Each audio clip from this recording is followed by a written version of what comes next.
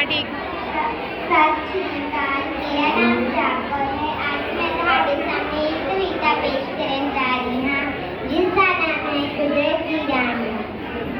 ਮਾਂ ਧਰਤੀ ਦੇ ਬੱਚੇ ਬਣ ਕੇ ਇੱਕ ਇੱਕ ਰੁੱਖ ਲਗਾਈਏ ਜੀ, ਕੁਦਰਤ ਦੀ ਰਾਣੀ ਸਾਂਭ ਕੇ ਰੱਖੀਏ, ਜੀਵਨ ਸਫਲ ਬਣਾਈਏ ਜੀ।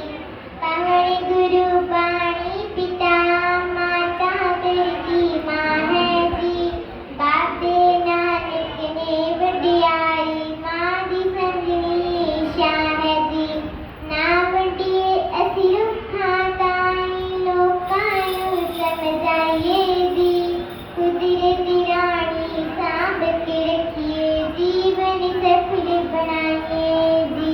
पंज दिना दी सृष्टि सोनी साजी सिरजनहारे ने, नदियां नाले पर्वत सोने, सूरज चंद्र सितारे ने।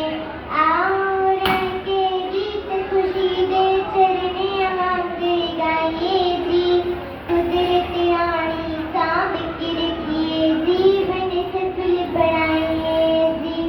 उच्चे उच्चे रुखां दे नाल कुदरत रानी सौंदी है, हर प्राणी दे मन नूं पावे, हर शै नूं वहाउंदी है।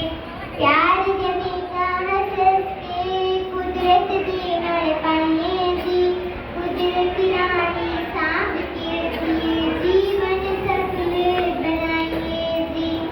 अखियां देख खाली हो गई अग प्राणी नूं, नकली खादां पाई जांदे की हो गया से हालियां नूं।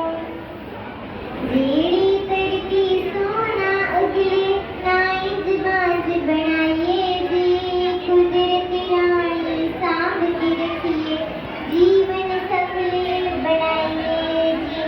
ਜਿਸ ਥਾਂ ਗੁਰਾਂ ਨੇ ਪੈਰ ਸਿਪਾਏ, ਤੇਗ ਬਹਾਦਰ ਰੁੱਖ ਲਗਾਏ, आओ रल मिल के जी गुरां दे वतन उगाइए जी, कुदरत रानी सांभ के रखिए, जीवन सफल बनाइए जी। नीत जचाउंदे सुख नूं पाना, धरती नूं फिर पऊ बचाउणा, रुख ते कुख बचाना।